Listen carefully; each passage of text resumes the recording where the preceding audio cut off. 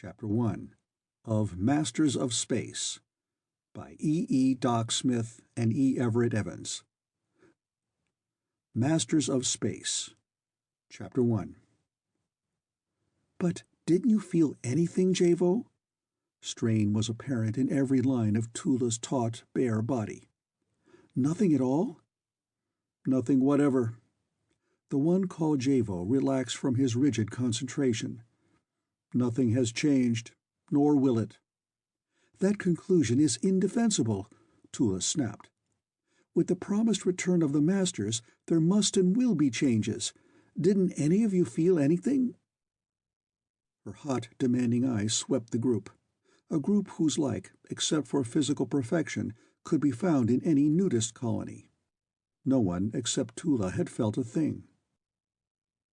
That fact is not too surprising, Javo said finally.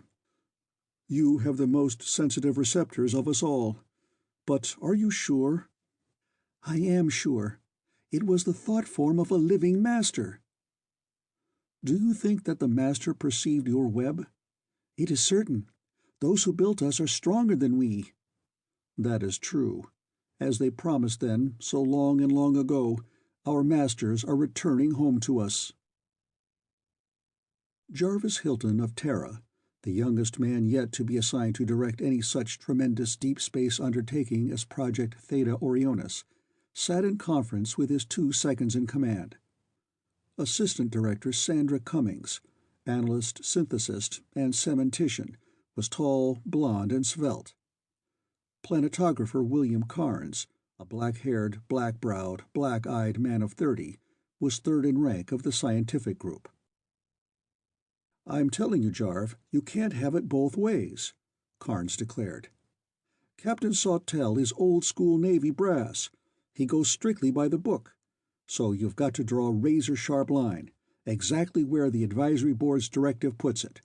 And next time he sticks his ugly puss across that line, kick his face in. You've been Casper Milquetoast, too, ever since we left base. That's the way it looks to you? Hilton's right hand became a fist. The man has age, experience, and ability. I've been trying to meet him on a ground of courtesy and decency. Exactly, and he doesn't recognize the existence of either. And since the board rammed you down his throat, instead of giving him old Jeffers, you needn't expect him to.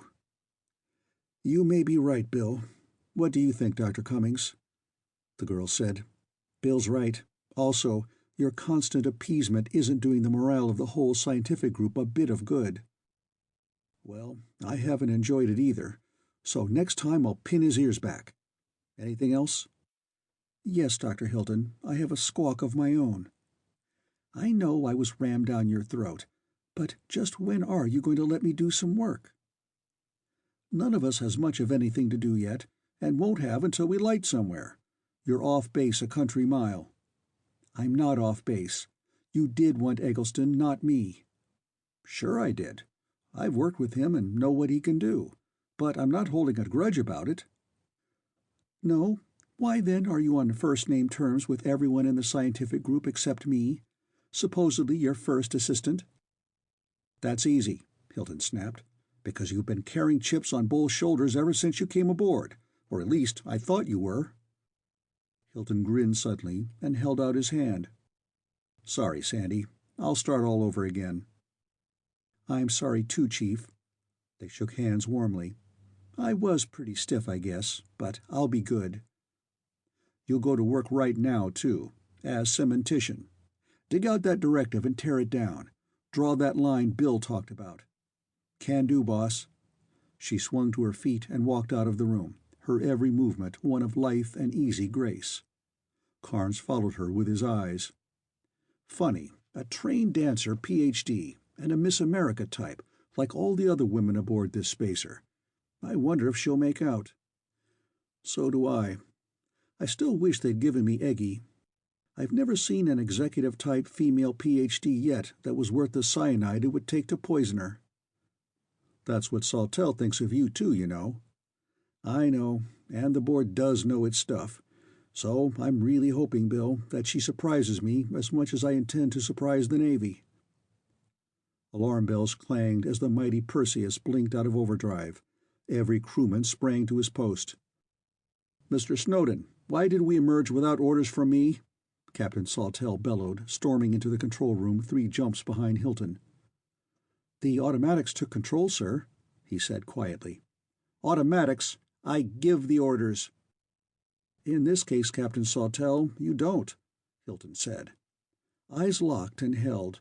To Sawtelle, this was a new and strange co-commander. "I would suggest that we discuss this matter in private." "Very well, sir," Sawtelle said, and in the captain's cabin Hilton opened up. "For your information, Captain Sawtelle, I set my interspace coupling detectors for any objective I choose. When any one of them reacts, it trips the kickers and we emerge. During any emergency outside the solar system, I am in command, with the provision that I must relinquish command to you in case of armed attack on us." "Where do you think you found any such stuff as that in the directive? It isn't there, and I know my rights." "It is, and you don't. Here is a semantic chart of the whole directive.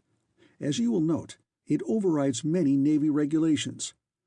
Disobedience of my orders constitutes mutiny, and I can, and will, have you put in irons and sent back to Terra for court-martial.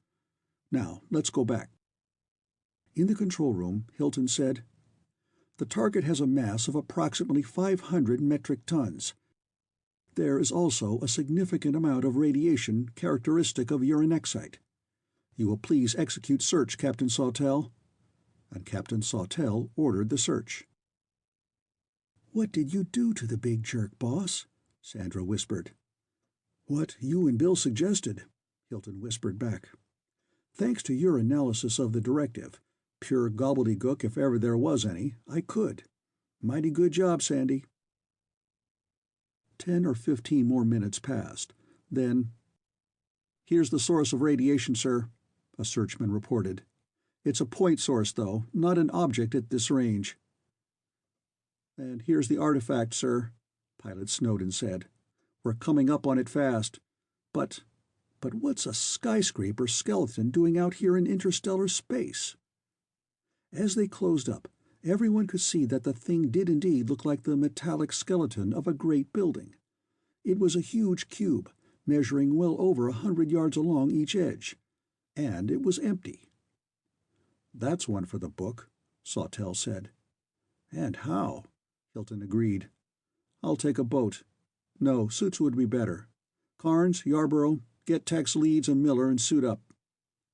"You'll need a boat escort," Sawtelle said.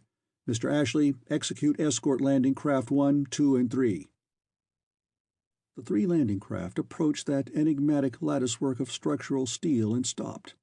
5 grotesquely armored figures wafted themselves forward on pencils of force. Their leader, whose suit bore the number 14, reached a mammoth girder and worked his way along it up to a peculiar-looking bulge. The whole immense structure vanished, leaving men and boats in empty space. Sawtelle gasped. "Snowden, are you holding 'em?" "No, sir. Faster than light. Hyperspace, sir." "Mr. Ashby, did you have your interspace rig set?" "No, sir. I didn't think of it, sir." "Dr. Cummings, why weren't yours out?" "I didn't think of such a thing either, any more than you did," Sandra said. Ashby, the communications officer, had been working the radio. "No reply from anyone, sir," he reported. "Oh, no!" Sandra exclaimed. "But then, look, they're firing pistols, especially the one wearing number 14. But pistols?" "Recoil pistols, 63s, for emergency use in case of power failure," Ashby explained. "That's it. But I can't see why all their power went out at once. But 14, that's Hilton, is really doing a job with that 63. He'll be here in a couple of minutes." And he was. "Every power unit out there, suits and boats both, drained," Hilton reported.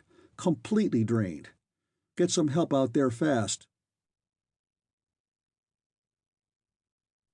In an enormous structure deep below the surface of a far-distant world, a group of technicians clustered together in front of one section of a 2 miles-long control board. They were staring at a light that had just appeared where no light should have been. "Someone's brain pan will be burned out for this," one of the group radiated harshly. "That unit was inactivated long ago and has not been reactivated." "Someone committed an error, Your Loftiness." "Silence, fool! Strets do not commit errors." As soon as it was clear that no one had been injured, Sawtelle demanded, "How about it, Hilton?" Structurally, it was high-alloy steel. There were many bulges, possibly containing mechanisms. There were drive units of a non-Terran type.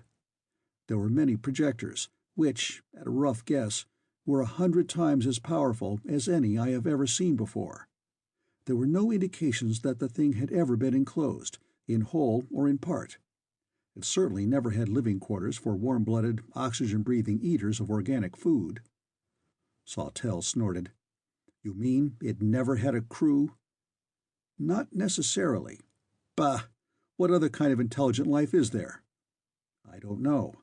But before we speculate too much, let's look at the Tri-D. The camera may have caught something I missed." It hadn't. The three-dimensional pictures added nothing. "It probably was operated either by programmed automatics or by remote control," Hilton decided finally. "But how did they drain all our power? And just as bad, what and how is that other point source of power we're heading for now?" "What's wrong with it?" Sawtelle asked. "Its strength. No matter what distance or reactant I assume, nothing we know will fit. Neither fission nor fusion will do it. It has to be practically total conversion." End of Chapter 1.